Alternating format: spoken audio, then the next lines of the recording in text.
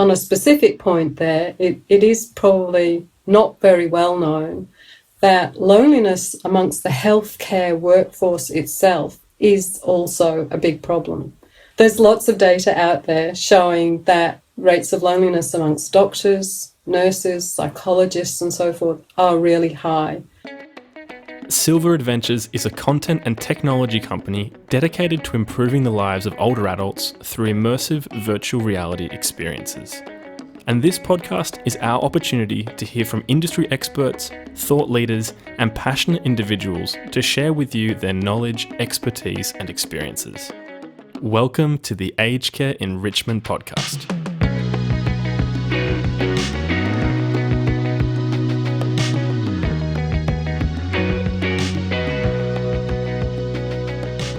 I'm your host, Ash Deneef, and today we're having a special look at a pressing issue within aged care, loneliness. And to help us unpack the issue, we're joined by Professors Johanna Badcock and John Pollaers, both representing Ending Loneliness Together.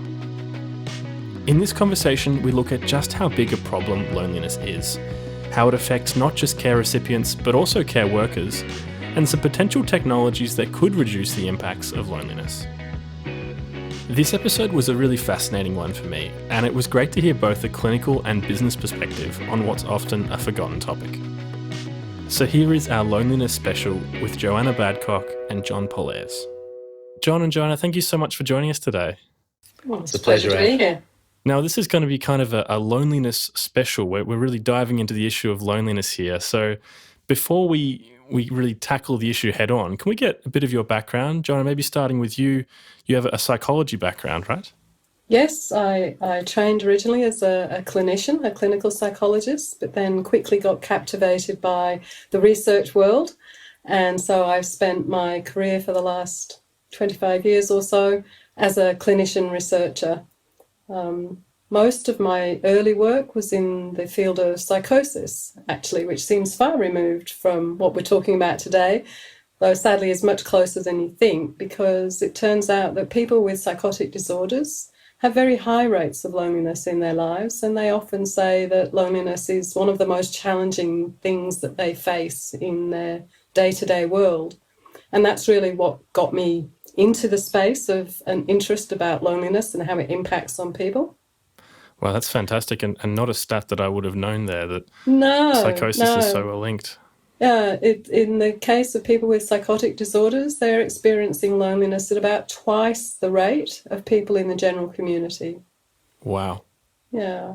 So it's not just an issue in the general community, but also in more specialised communities as well. In certain groups, yeah, definitely much higher rates. Yeah, wow. And since then, actually, through more family experience, has got my interest in loneliness as well, because I have a family member with dementia and a carer involved in that as well. And the experience of loneliness for them, especially through COVID, has been particularly prominent and very salient for me. So Absolutely. Got an interest personally as well. Yeah, that's great that these things have brought you here and that you have a personal passion. And John, do you have a similar story? I know you're not coming from a research background, but how did you get involved with loneliness?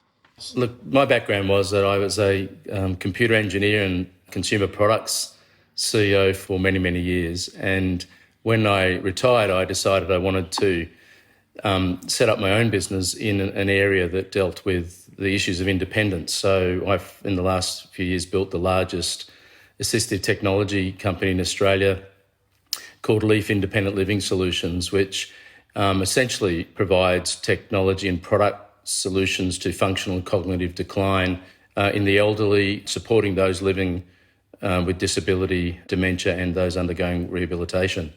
And it all came about because I had two parents who passed away through the system. My wife also did, and in both cases they were subject to medication mismanagement, excessive acute transfers to hospital and misdiagnosis of dementia. And then I have a disabled sister and a more disabled nephew that I've been the guardian for about 20 years. So one way or another I've been in this area, and the consequence of that is I really saw the impact that loneliness was having and decided I want to do something about it. And that's how I became involved with Ending Loneliness Together. Yeah, fantastic. And that's a really great segue. You are both here representing Ending Loneliness Together. Can one of you give me sort of an overview as to what the organisation does? Well, perhaps I might step in there. So we've been working as a group of community organisations and interested parties and researchers and academics for probably 4 or 5 years, actually, on an informal basis, trying to get this group together. And we were formally launched just late last year. We're now also a registered charity in this space.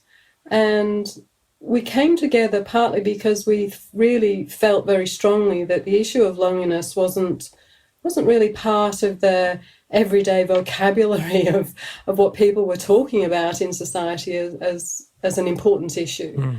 So we put together some key goals, and the first of that was simply to raise awareness and inspire action around the problem of loneliness in Australia today. Other countries have done the same sort of thing. So in the UK, for example, quite a long time ago now, they set up the UK campaign to end loneliness. Mm-hmm. And similarly, there are other countries around the world that are following suit and really putting this on the national agenda, if you like. Another big issue that we really felt was important to address is that we want to be able to develop really good evidence base for measuring loneliness and for evaluating the best solutions. Because at the moment, there's quite a lot of approaches being trialled, but they're very rarely actually being evaluated. So we don't always know what works and what works for whom and in the right place and at the right time. And that's really just a measure of developing the resources and tools for community organisations and health providers to be able to do that a bit more effectively. We also felt it was really important to bring all the relevant stakeholders together as well. So we're really forming a network that we can share our expertise and use a common language, if you like. So there's some of the goals that we have in mind. Yeah, it's great bringing together a lot of different people under the same banner for a same goal here. And I know that in residential aged care, for example, loneliness is a really big issue. Half of everybody living in a residential aged care will experience loneliness at some point. But John, perhaps you can give us a scope of how big is this issue in terms of society as a whole? Oh, it's an enormous issue, Ash. I mean, the thing that really struck me is early on in our research, when we were looking at the order of functional decline and cognitive decline, we noted that loneliness came up as probably the principal starting point for many mental health and physical health issues. And in particular for, the case of healthy women, perceived loneliness was a major factor that differentiated, if you like, good ageing from suboptimal ageing. And in men, it was depression, which had a root cause of not feeling connected, not feeling a sense of purpose, and many of the same kind of attributes. We see through many of residential care, and we should not forget people who are ageing in place at home, not getting visitors, and so high levels of apathy. If they've got continence issues, they may not feel confident to go out, and that just creates a greater issue. So it's very widespread. But what really struck me was then to watch the impact that it was having on those living with disability who were experiencing some of the same sense of isolation. And then, of course, COVID highlighted the very same issue for many young people stuck at home, where their bosses are quite happy now sitting in their home offices, which are nice and comfortable, with most of their employees sitting in a small bedroom, living their life in a very small space and not being conscious of the need to keep people involved. And so we started to see some issues there. But the most telling thing for me is that when you look across all the age groups, there may be a peak in that kind of 25 to 30, there may be a peak in that, 65 to 75, but it's a very high level, almost 40% across all age groups, which says that loneliness is it's an endemic issue in the community that needs to be addressed. Now, my interest is not as scientifically founded as Joe, and so I'm delighted to have Joe on the call today. But bottom line is, if you've got that level of disconnection in the community, then we have to fundamentally rethink our approaches to social equity and inclusion in our infrastructure design, in the development of social policy, in our health response. And given that it's a causal issue, i.e. if you can deal with this, it's like Skittles. This is the front Skittle. You knock this one down, you get 10 knocked down. If you can deal with this Skittle, then we can make a massive difference to the community. So, when I found Joe and the rest of the team working on this, I couldn't help but say, I'm in. I need to be part of helping to find a solution to this. That's great. And it's my perception that loneliness is it's a growing issue, and not just because of the pandemic, right? Joe, maybe you can shed some light on this. Is it that we're more aware of loneliness, or is it that people are experiencing more loneliness? Well, look, what you're raising is a really important but complex point. Is it the case that rates of loneliness are increasing? And actually the evidence on that, at least up until March last year, was really mixed. There's a fairly large study that was done by Louise Hawkley in the US, and what they did was have a look at rates of loneliness in the baby boomer generation, and compared that to similar older adults who were born from 1920 to 1947. So if you compare the rates of loneliness in those two different age cohorts, there's not really strong evidence at all that rates of loneliness are increasing over time. That said, there is some local data within Australia that does seem to show that for younger adults, there may be more younger adults reporting an increase in loneliness over time. That is from about 2013 onwards. So the question overall about whether loneliness is increasing, there's really not strong evidence as yet. What we do know, though, is since the onset of the pandemic, from data that we've collected here in Australia, we know that it is getting to be significantly more likely that all age groups are reporting feeling lonely. So I think the data locally says that, in fact, around 1 in 2 are now saying that they feel more lonely than they once did. Wow. And perhaps another factor that would contribute to affecting the data is more of a willingness to speak up about mental health issues. And yes, look, I really think that is, in a weird way, one of the benefits, few that there are, of the COVID pandemic, is that it has somehow given people a greater sense that they can talk about this issue, because we do know that there is a stigma often attached to loneliness, and that plays out by way of making people reluctant to speak up about it for fear of how other people are going to respond.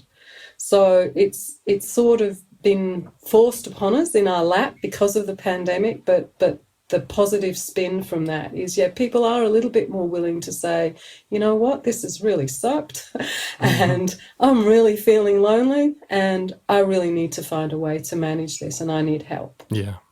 Ash, if I could add to that. Yeah, of course. If I come from the perspective of, years of experience in consumer marketing, the thing that I found very interesting about loneliness is that it's a much easier way into the conversation around people's overall state of well-being than many other ways in. And although we're starting to have the conversation, to ask somebody if they know whether somebody's lonely invites the question to understand it, explore it, and people will come to the discussion. If you try to have a conversation around mental health or other physical issues, people are reluctant. And we found that often people will say something about themselves that they feel is more appealing to the person listening, whereas loneliness does enable you to get into a very real conversation. And so that's one of the things that I think needs to be remembered as we start to think about this more as a causal issue, is that it's actually, with a little bit of work and backed up by the great quality of research that Joe and the team in Ending Loneliness Together are doing, we should be able to really open up a number of very productive discussions with the community around how to think about this and how to respond to support. I'd probably also add to that when you start those conversations, what's really important and interesting in a sense is just how diverse everyone's experience of loneliness is. So for some people, the kind of connections that they're missing are with a particularly close friend, for example, that they're no longer able to get in contact with or see face to face. For other people, however, it's missing their work colleagues, or it's just missing, the person in the local shop that they normally see on a regular basis and just have a bit of a chin wag with, or the person that they see on their daily walk, walking the dog at the park, or that could. So everyone's experience and the kind of connections that they feel that they are missing that makes them feel lonely is really different. And it's really important to recognise that, because a lot of people just think, oh, you're only lonely if you're missing your close support network. But actually, it's much, much more than that. It goes really way beyond that simple core support group. Yeah. And I'd really like to focus here on the antidote to loneliness, or some potential antidotes, because I'm sure most people listening, myself, I've definitely been surrounded by a lot of people before in a very social environment or a social lifestyle and felt very lonely. How do we address loneliness? Is it just more connections? Well, that's a common first step, and it's probably not an unreasonable step, because we do know that being objectively socially isolated, having few contacts, is one of the key drivers of loneliness.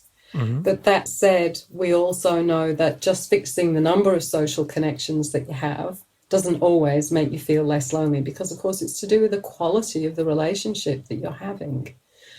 What we do know is that when people are lonely, it can set off a kind of downward negative spiral, if you like. It changes your thoughts and your feelings and your behaviour, so that you feel a bit more negative about yourself and the world around you, and certainly you tend to interpret situations more negatively as well. And of course, if you interpret a situation, like say someone's called you up you call someone on the phone, I should say, and they don't reply. If your instant interpretation is, oh, I'm being dissed or rebuffed or ignored, then you're likely to respond in an irritated way when you do next contact them. And clearly that's going to set off not a terribly good interaction cycle. And so helping to address loneliness can therefore involve helping people to be a little bit more aware and mindful of that kind of negative thought, belief, action cycle, and how to intervene and change how you interpret the situation. Maybe the person that you called was just busy. Maybe they were driving. Maybe they were doing any other activity that meant that they couldn't get back to you. Change your thinking about it that way, then you might respond a little bit more positively next time you talk to them, and help to maintain the quality of that relationship. It's interesting, Ash, if I can add to that also, is that a few weeks ago we put out a post that said, should we have a minister for loneliness in Australia? And I was remarkable the number of people who responded to the post saying, well, no, it should be a minister of social connectivity. And Joe makes a very interesting point there, that you can be in a group and be very lonely. And so part of the anecdote is, one, helping people to understand where they are and be able to take steps for themselves, but also to help others understand, to take the time, check in, really be there for people. That doesn't mean occupy the airspace, but it means be there and listen to provide support. We used to look at, when we were doing a lot of consumer work around social networking, we actually realised that it was about social not working. That you have to find a way of blending this online world now with more physical contact, which is really important as we come out of this pandemic, that the workplaces recognise that they've got to bring people together and create those kind of linkages and blend it, whether it be in the university, whether it be in school, whether it be in the workplace, and particularly for young people entering into work. I do remember a number of years ago, though, that we used to kind of talk about people who worked under pressure. And I heard about a concept called the astronaut syndrome. And the notion was that, 3 months in space, their immune system starts to break down and, comes on a sliding line over 3 months. And the solution, they found this and researched, I believe, in Antarctica, and I can certainly believe it to be true in my own work experience, is if you can take a week off at the end of those 3 months, not sit on a beach, not isolate yourself, but be connected in the community with family, with friends, then you've got to bounce back. And I think that we've got to remember that over this last year, people have been isolated and under pressure, whether it be through the barrage of news that we've had through that period of time on COVID, or the negativity coming out of the whole Trump re-election, or it was just, or the way that the politicians federally been attacking the states. There's been an environment of negativity, starting with the bushfires and moving all the way through. So that kind of constant pressure, that astronaut syndrome, is sort of happening. And we've got to take a bit of time now and recognise it and put in a bit of effort. And I think, make sure that we do check in, that we listen to people. But it does mean being prepared to slow things down a little bit and then make sure that we get people back on the right footing. This episode is sponsored by NNT. NNT understands that a uniform is more than just the clothes you wear. They're committed to providing distinctive uniforms that empower healthcare professionals to perform at their best. Having dressed healthcare workers since 1962, they continue to evolve and innovate their designs and fabrics. NNT balances functionality with style and comfort to produce high-performing uniforms to help support you every day. NNT is part of Workwear Group, a Wesfarmers company, and they're offering listeners of the Aged Care Enrichment Podcast an exclusive discount of 10% off site-wide using the promo code NNT10. That's NNT10 for 10% off site-wide at nnt.com.au. Offer ends 30th of June 2021. Terms and conditions apply. Both of you there have spoken to the need for awareness, whether that's awareness in one's own behaviour or in the behaviour around you, or even in the environment in which you're in. That is not always a skill that comes easily to some people. Are there some tips and tricks that you guys have, or Joe, maybe you've researched that can help people kind of develop this skill? Look, there's not research that I've done myself, though I know there's other research out there. Just trying to focus where your attention is going is a good port of call, because, as I was saying before, we know that when you're lonely, you tend to interpret things more negatively than perhaps needs be. And the first step to being aware of that is to actually monitor where your attention is being drawn. And if you can do that, even down to perhaps even keeping a little diary of how you felt during the day and what your attention has been drawn to, you'll start to see patterns that, I focused a lot on something really negative on the news, and I really focused on how critical a certain person was when they were talking to me, and so on. And so you'll see that your attention is actually being taken up by negative things around you. And that's the first step to be able to manage the change, so that you can then say, okay, I'm now going to specifically shift my attention to other either neutral or even positive things, so that you're not dominated by that negative mindset. I had a very simple tool to do exactly what Joe was saying through some tough times in my own life, and that was I would text myself every day out of 1 to 10. And if 10 meant that I was very good with myself, I was clear, and anything less than 10, I would send the text. And really what I needed to do then is say, right, what's missing? What have I got to do to get myself to a 10 today? And it really is, as Joe puts it very clearly, is taking the time to think about how you're thinking and put some immediate action steps in place. So it doesn't have to be rocket science. It doesn't have to be huge interventions. It's just creating that little bit of space for you to think. Yeah. Yeah, that's a really great idea, and a great way to train yourself to be checking in and always making an effort to stay on top of that. Those are two sorts of tools you've mentioned there, journaling and texting in one situation. I know some research has linked technology such as virtual reality or other communication devices to reducing loneliness and isolation. Are there any things that you guys are seeing that seem to be promising ideas in the space? I haven't been keeping an eye on that space, but I think it probably brings me back to a comment John made a little while ago, I think there's probably a lot of positive scope for using virtual reality technologies to help people connect.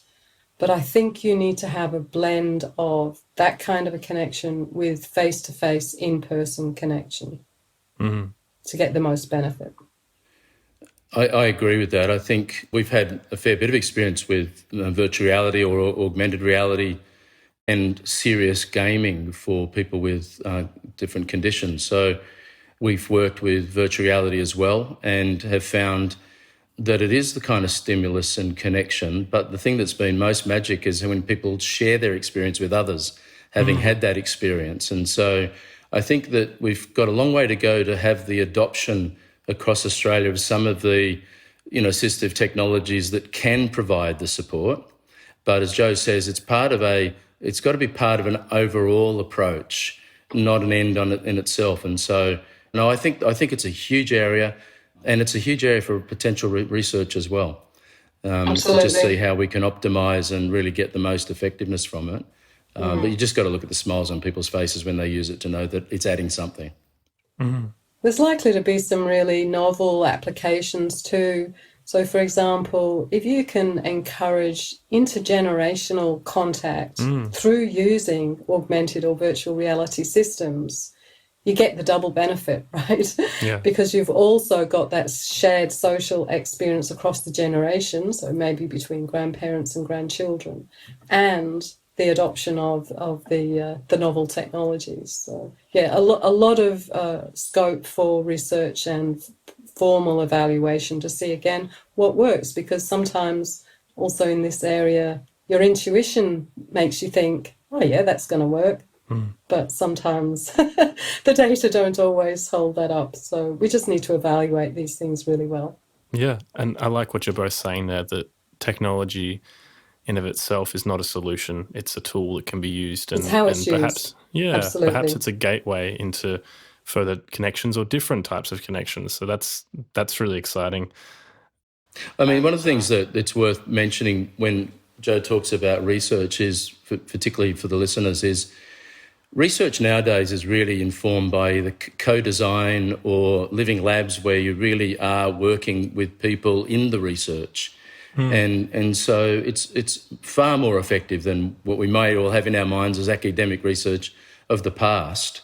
And it really is a valuable process to go through to verify, what the benefits are, or even if you intuitively believe the benefits are there, to start to really work out how to optimise it and get even more benefit from it.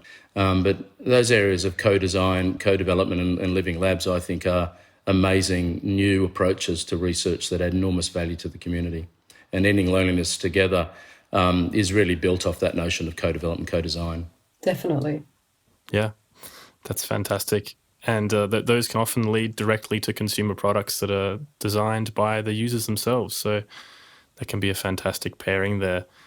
Now, we've been talking a lot about loneliness as it relates to people in care or people who might be in a care facility, but also, as you mentioned, workers. And I imagine that there'd be a lot of lone workers within the aged care industry, whether they're nurses or care assistants, who'll be not having a whole lot of social interaction from day to day. Are there programs or support networks that can be put in place by employers to support lone workers? On a specific point there, it is probably not very well known that loneliness amongst the healthcare workforce itself is also a big problem. I know I probably sound like a broken record, but I'm a scientist and data is king. So there's lots of data out there showing that rates of loneliness amongst doctors, nurses, psychologists and so forth are really high. And as a response to that, one of the things that Ending Loneliness Together is doing slowly in the background, unfunded, is we're trying to develop some resources to help the healthcare professionals. So normally they do engage, hopefully, in some self-care, and there are self-care toolkits around, but none are particularly targeted directly at loneliness. And so we're going to fill that gap, and we are providing that resource in the background. And we will be making that available on our website in the future. Great. Just a pitch there, and Joe, you opened that door beautifully. for any listeners who think they can, make a donation to Ending Loneliness Together, or who want to partner with the organisation to advance the research, then funding is sorely needed. This is an area that is new, it's high impact, it feeds into a lot of the service providers, whether that be the Beyond Blues, the Lifelines, the Headspace. They all benefit from understanding this and the kind of interventions that are going to make a difference. And so if you are in a position to contribute, it's much appreciated. Absolutely. Fantastic. And something that might tack on nicely to the pitch there is trying to envisage what does the world and what does society look like when loneliness isn't the issue that it is today? What's the vision here, Jo? Can you paint us a picture? Well, we set ourselves for ELT a fairly ambitious target of trying to reduce loneliness in half by 2030. I should probably clarify that in that really what we're talking about here is ending chronic, problematic loneliness, because we all have to recognise that loneliness is just part of being human, right? It occurs and it's a normal signal that we need to attend to our social connections and, rebuild some of our social groups and connections. And so it's important that we don't medicalise or pathologise or overly pathologise loneliness itself, because it really is a normal human experience. I think what we're really aiming for at Ending Loneliness Together is that we have a community that has a stronger set of skills to help them tackle those brief periods of loneliness so that they can address it and manage it themselves, or they can address it and manage it in someone that they know and love. And so if we can equip people with those skills, that would be perfect. I think also, if I look at the end age extremes, we would be surfacing significant societal issues much, much sooner, because people would be talking about things and we'd be addressing them. I think that's where I'm fascinated as Jo and the team do more research to start to get real clarity on what those underlying themes are and starting to really surface them. I think as you then start to look in the ageing process, for people living with disability, it's a much improved level of independence and quality of life and sense of self-determination, which are all going to be very critical in an underfunded medical system, that we get to that, because it will make a fundamental difference, if you like, that first skittle being knocked down. So, I think Jo's absolutely right to say it's a normal human emotion. In some ways, part of our strengthening and our journey through life, requires us to experience these things, to become fuller and more rounded human beings. But when it gets that chronic level, that's the opportunity to change. And that's the bit that creates the very, very adverse impacts in the community. And I think we will surface those issues and we'll address those, and the quality of ageing and living with disability will be much improved. Fantastic. Jo and John, thank you so much for your time today. People can find out more at endingloneliness.com.au. Thanks again. Absolute pleasure. Well, we hope you enjoyed this episode of the Aged Care Enrichment Podcast, brought to you by SilVR Adventures. Don't forget to subscribe to the podcast on Apple Podcasts, Spotify, or wherever you're listening. And if you're enjoying it, please leave us a review. We'd really appreciate it. If you're interested in finding out how immersive virtual reality experiences can enrich the lives of older adults, visit the SilVR Adventures website today at www.silvr, that's SILVR, adventures.com.au. See you next week.